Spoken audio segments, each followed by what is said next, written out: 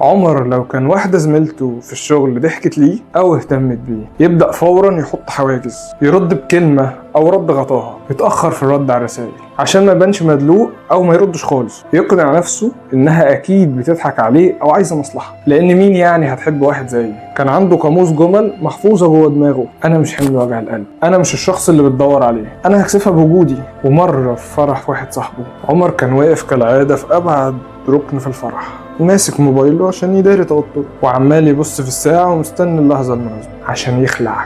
فجأة جت نهى قريبة العريس، بنت رقيقة وبسيطة ومعاها طبق حلويات. نهى ابتسمت لعمر وقالت: واقف لوحدك ليه يا باشمهندس؟ العريس قال لي ان انت اللي مظبط له كل حاجة في الجهاز بتاعه وانك جدع جدا وشاطر. عمر هنا ارتبك والموبايل كان هيقع من ايده بالخضة، ورد عليها: لا ابدا، ده واجبي، مفيش حاجه. نهى حاولت تفتح معاه كلام تاني: انا بحب الناس اللي بتفهم في التكنولوجيا، بحسهم اذكياء ومميزين جدا. هنا السيستم بتاع عمر ضرب انذار الخطر، صوت جوه دماغه: دي بتجاملك عشان العريس قريبها، دي اكيد شايفه انك انطوائي وكئيب، انجز واقفل الكلام وامشي حالا قبل ما شكلك يبقى وحش. وقال ليها باسلوب جاف ووحش مش مقصود: شكرا عن اذنك عشان انا ورايا مشوار. وسابها ومشي بسرعه كانه هربان من جريمه.